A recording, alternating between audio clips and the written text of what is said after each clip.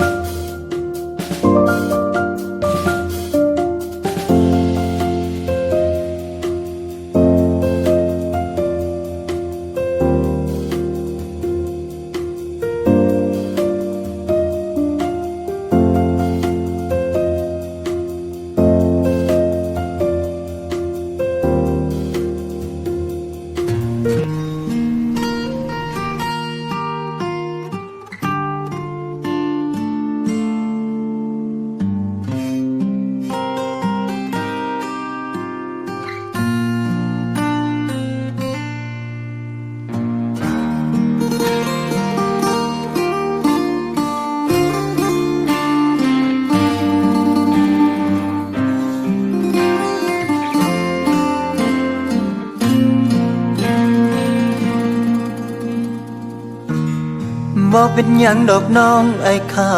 ใจดีที่วันนี้เขามีความหมาย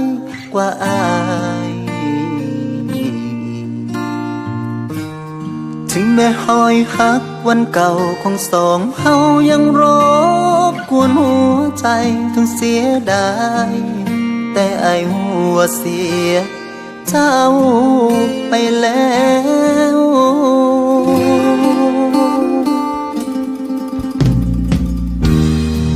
บอกเห็นแววความหักในสายตา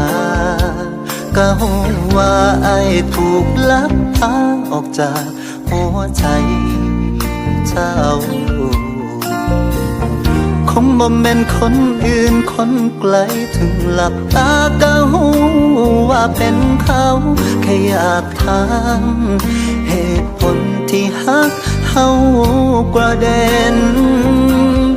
มันบ่เป็นคือจังน้องเว้าหักอายหลายพอตายแทนได้ฟ้าบ่โยนดินบ่สลายสิหา